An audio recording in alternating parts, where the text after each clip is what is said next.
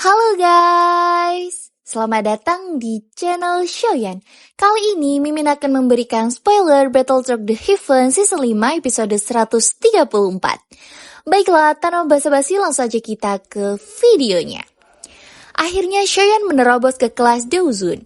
Di saat Shoyan berpikir bisa segera langsung menghidupkan Yaolao, namun keadaan esensi spiritualnya sangat lemah yang membuat proses kebangkitan Yaolao terhambat. Shoyan membutuhkan buah bayi jiwa untuk bisa mengembalikan esensi spiritual Yaolao. Beruntungnya ada informasi tentang kemunculan buah bayi jiwa yang berada di reruntuhan kuno Dousheng wilayah binatang. Feng Zunze menyuruh Shoyan membawa Mu Qingluan ikut serta untuk menuju ke reruntuhan kuno karena rumah klannya tidak jauh dari tempat tersebut. Perjalanan ke wilayah binatang ini pasti tidak akan mulus. Ada terlalu banyak ahli yang tertarik dengan peninggalan kuno. Bukan hal yang mudah jika seseorang ingin mendapatkan barang yang dia butuhkan di tempat ini. Oleh karena itu, Shoyan membawa Xiao Yishan, Ziyan, Tian Yuezunze, dan Xiang Zian bersamanya dalam perjalanan ini. Dalam perjalanan, terjadi percakapan antara Shoyan dan Mu Qingluan tentang keadaan di wilayah binatang. Suku binatang di mana yang kuat dan lebih baik dihindari sehingga tidak menyinggung mereka. Bukan cuma itu saja, tapi ada pertengkaran antara Mu Qingluan dan Ziyan. Ini karena Ziyan itu terlihat sombong di depan Mu Qingluan, dan Mu Qingluan juga belum sadar bahwa gadis kecil di depannya itu adalah dari Asian Dragon Flight. Apalagi Ziyan adalah calon kaisar dari Asian Dragon Flight. Kalau tahu, mungkin Mu Qingluan juga cuma bisa hormat dan takut. Akhirnya, mereka telah sampai ke wilayah binatang. Perjalanan masih berlanjut beberapa hari untuk sampai ke pegunungan tulang tempat reruntuhan kuno tersebut. Dua tetua telah ditugaskan Feng Xian dan Yao Chen untuk menyelidiki tempat tersebut sebelumnya.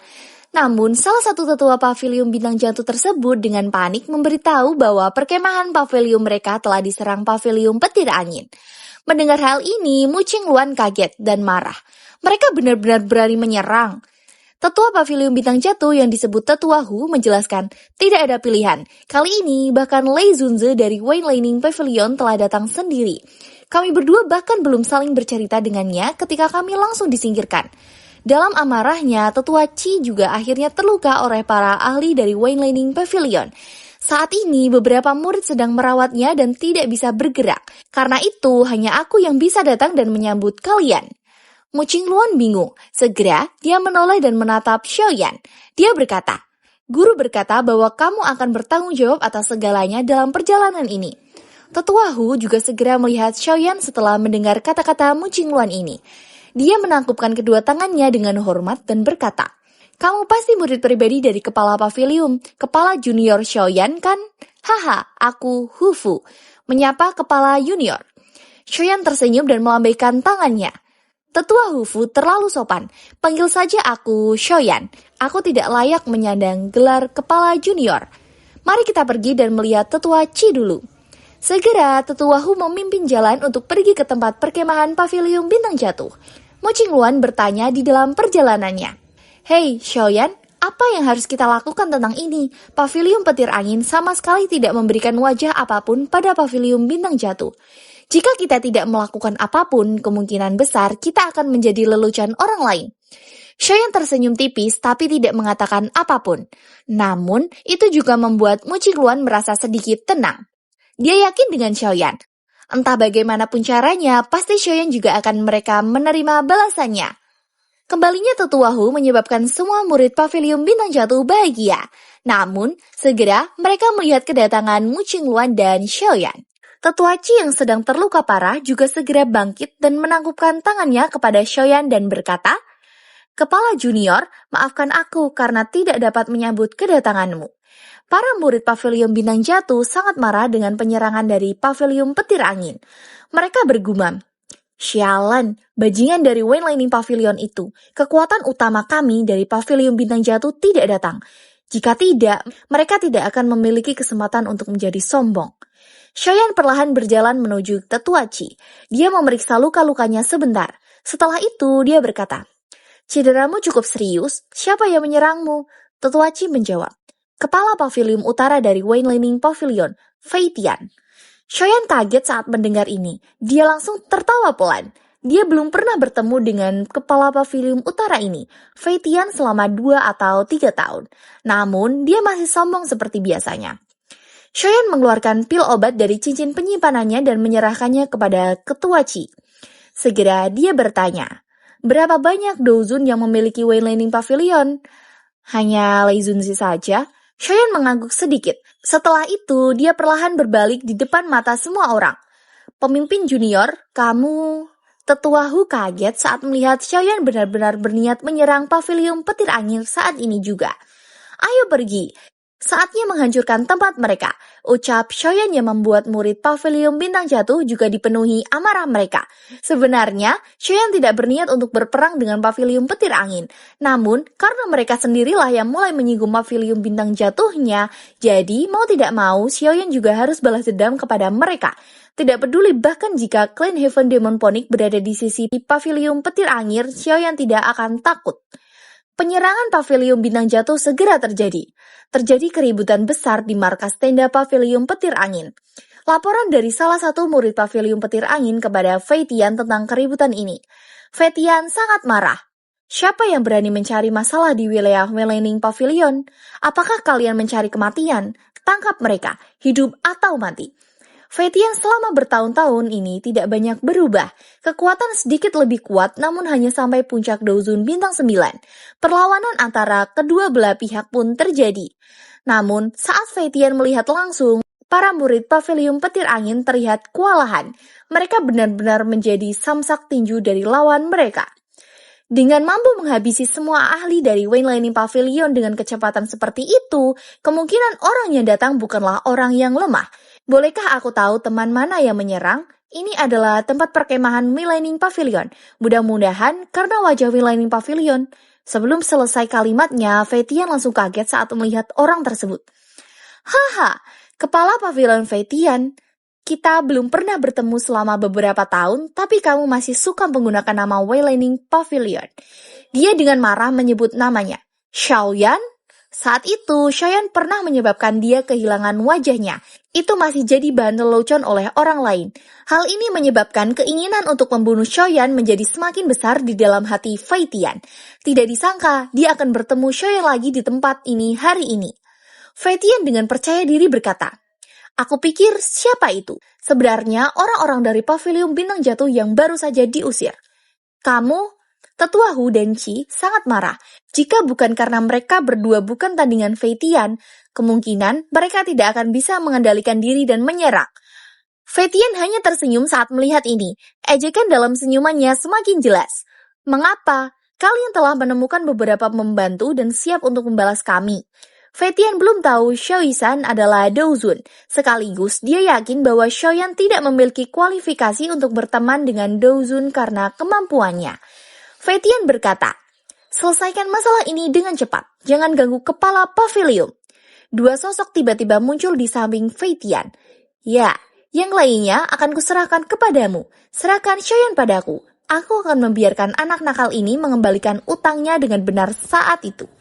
Ucap Fei Tian dengan marah. Fei Tian tanpa menunggu langsung dengan cepat menyerang Xiaoyan. Setelah tangan ini dikepal, ruang depan Xiaoyan segera menyatu dengan cara seperti kilat. Jika seseorang melihatnya dengan hati-hati, itu mengejutkan Fei Tian yang baru saja menghilang. Namun, Fei Tian saat ini sangat kaget. Kemampuan semacam ini hanya elit Douzun yang bisa melakukan ini. Xiaoyan bahkan tanpa melirik Fei Tian setelah menahan serangan Fei Tian dengan kekuatan ruangnya, Fei Tian dengan keras terlempar jauh. Kekuatan dahsyat meledak pada saat ini. Melihat bahwa Xiaoyan sebenarnya kejam dalam serangannya, para ahli di sekitarnya dari Wailening Pavilion juga tercengang. Untuk sesaat, tidak ada yang benar-benar berani mengatakan apapun. Tenda itu hancur lebur. Semua orang kaget dengan kekuatan Xiaoyan. Orang lain dari berbagai faksi juga muncul untuk menonton pertunjukan. Wailening Pavilion dapat dianggap sebagai faksi yang cukup kuat di Central Plains.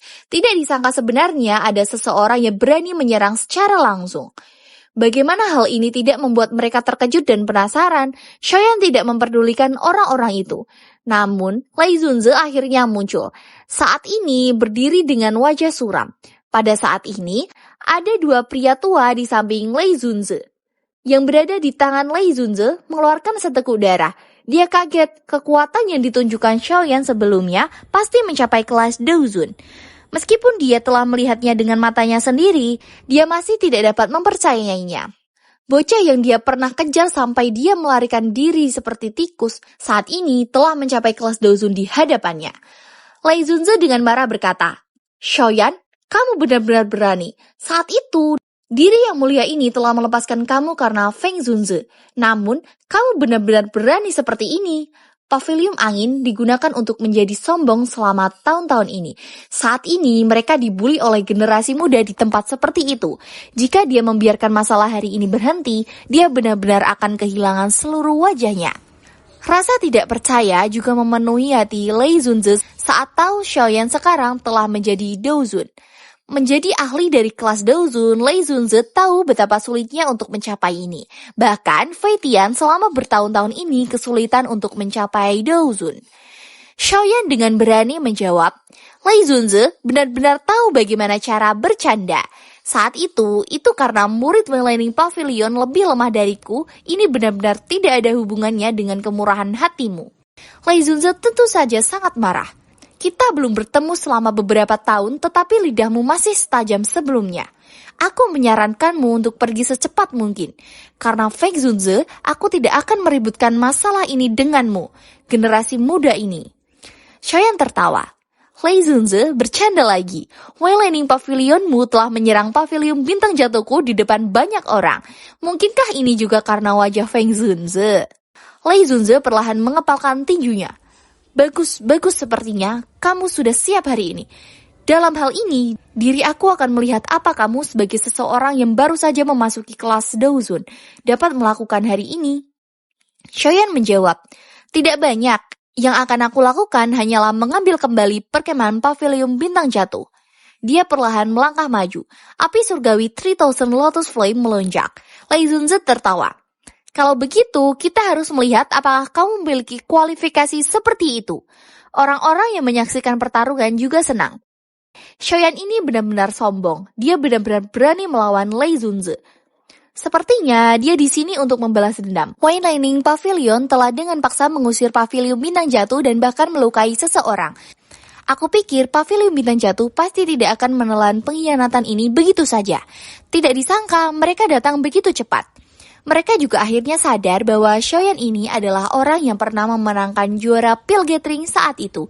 Namun secara misterius langsung menghilang selama 1 tahunan. Tanpa diduga langsung muncul di sini dan berani membuat masalah. Orang tua di belakang Lei Zunze yang merupakan Douzun dan memimpin dari suku Macan Bumi dan suku Serigala Bulan Perak.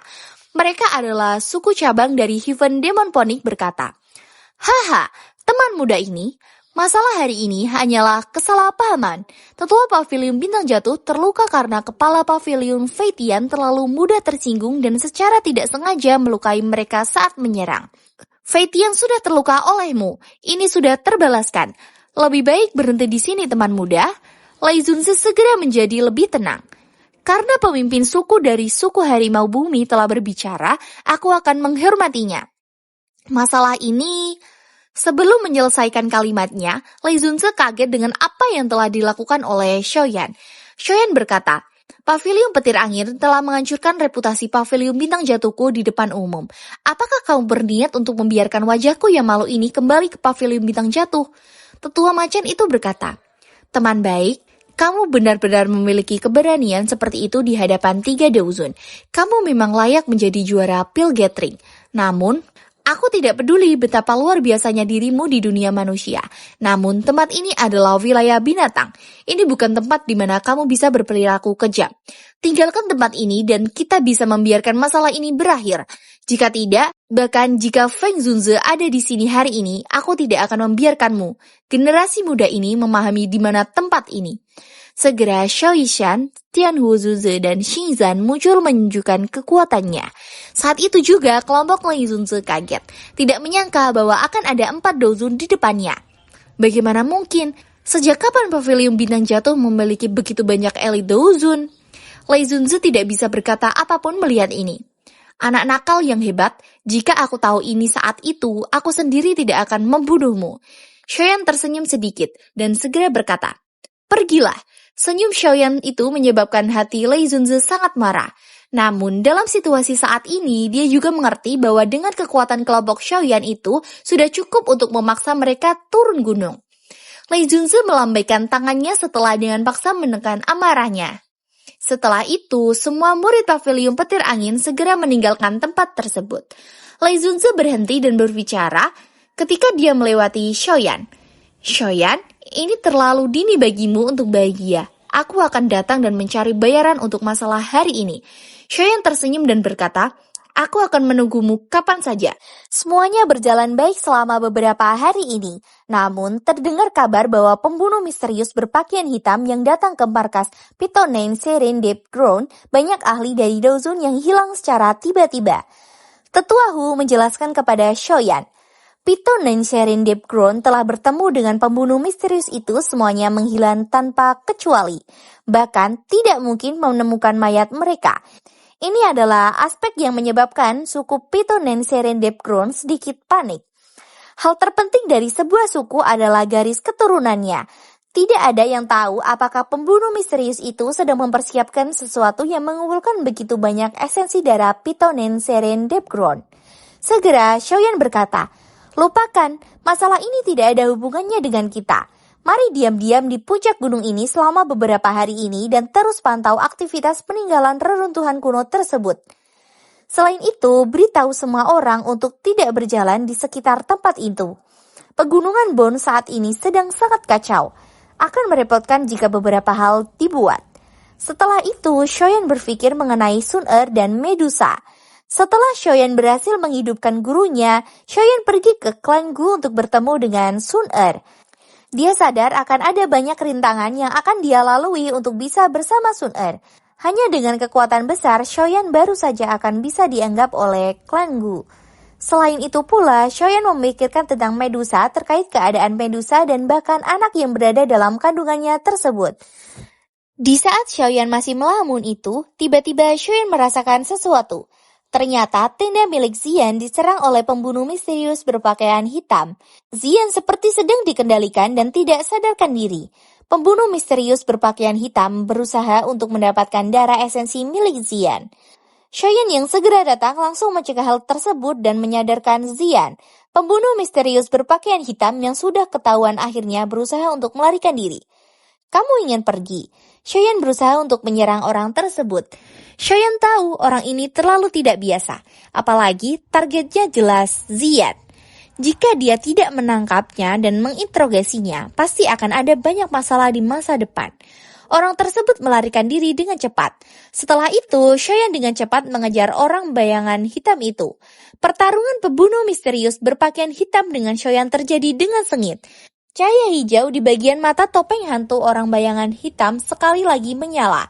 Segera bayangan hitam yang kuat tiba-tiba muncul di belakangnya dengan cara yang aneh. Tubuh Xiaoyan bergetar dan dia mundur beberapa langkah. Akhirnya pembunuh misterius berpakaian hitam sekali lagi menghilang dengan cara yang aneh. Pada saat Xiaoyan pulih, pembunuh misterius berpakaian hitam itu telah bergegas ke pegunungan yang sangat dalam. Dia menghilang dalam sekejap mata. Pembunuh misterius berpakaian hitam ini adalah Dozun Qingling. Qingling adalah manusia setengah ular yang memperoleh kemampuan khusus berkat sifatnya yang setengah ular. Dia bisa mengendalikan ular dengan kekuatan matanya itu. Selama beberapa tahun ini, Qingling dirawat oleh Sky Serpent Mansion, dan akhirnya Qingling bertemu dengan Xiaoyan. Qingling setelah diselamatkan oleh Xiaoyan saat itu selalu menganggap Xiaoyan adalah tuan mudanya. Hingga akhirnya nanti Qingling akan ikut Xiaoyan untuk mengikutinya selalu. Dia bahkan berkhianat kepada Sky Serpent Mansion demi bisa bersama Xiaoyan.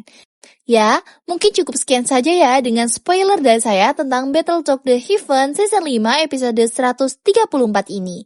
Kita tunggu saja perilisannya setiap hari Minggu ya. Apabila ada kesalahan kata, baik disengaja maupun tidak disengaja, saya minta maaf yang sebesar-besarnya. Terima kasih yang sudah menyaksikan video ini. Sekian dari saya. Wassalamualaikum warahmatullahi wabarakatuh.